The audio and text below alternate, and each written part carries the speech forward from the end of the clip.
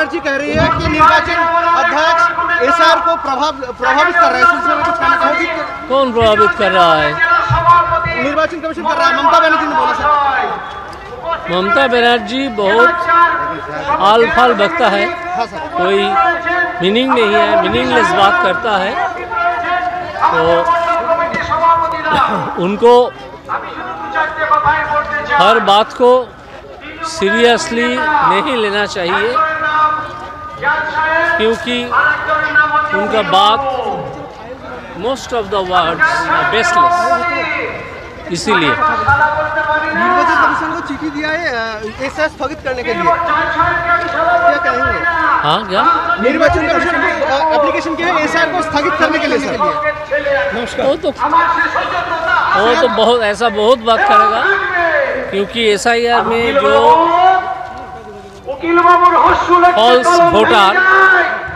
False voter जो बात जाएगा, तृणमूल तो उसका बेनिफिट लेता था, दिस टाइम बेनिफिट नहीं मिलेगा, इसीलिए ऐसा बोलता है। দেশটা হিন্দুর এবং মুসলিমের একই সঙ্গে দুজনের। দেশটা শুধু হিন্দুর মালিকানাধীন নয়, বা দেশটা শুধু মুসলিমের মালিকানাধীন নয়। আমাদের এগিয়ে যেতে হবে হিন্দু মুসলিম নির্বিশেষে, ভারতবর্ষকে এগিয়ে নিয়ে যেতে হবে, আমাদের রাজ্যকে এগিয়ে নিয়ে যেতে হবে। যে রাস্তায় কিন্তু তৃণমূল সরকার একটা বাধা তৈরি করে রেখেছে, তাদের বিভিন্ন দুর্নীতির কথা আপনি জানেন, তাদের বিভিন্ন জোচ্চুরির কথা আপনাদের জানেন, এবং তাদের বিভিন্ন মিথ্যে কথার কথা সেটাও আপনারা জানেন। আপনারা নিজেরা একটা হিসেব করুন, আজকে যারা এখানে মুসলিমরা উপস্থিত আছেন, আপনারা কতজন এমপ্লয়মেন্ট পেয়েছেন এই তৃণমূলের শাসনে? সুস্থ স্বাভাবিক জীবন যাপন করার জন্য একটা এমপ্লয়মেন্ট, সেটা স্কুলের চাকরি হোক, সেটা অন্য কোনো চাকরি হোক, কোনো ছোট ব্যবসা হোক, এই করার সুযোগ কতজন পেয়েছেন? অনেকেই পাননি, এটা আমি জানি। হিন্দুদের মধ্যেও তাই, অনেকেই পাননি, এটাও আমি জানি।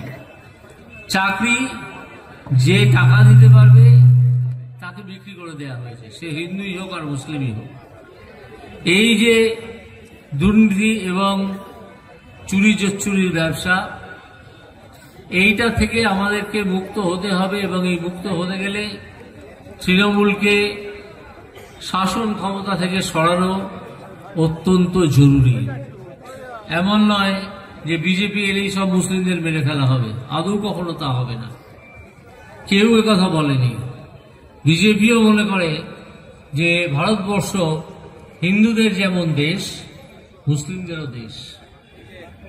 বিজেপি বিভেদের কথা কখনো বলে না। মুসলিমরা তাদের মতো ধর্মাচরণ করবেন, তাদের মতো ধর্মাচরণ করবেন, তাদের মতো স্বাভাবিক জীবনযাপন করবেন, হিন্দুরাও করবেন, পাশাপাশি থাকবেন, কিন্তু কোনো বিভেদ থাকবে না।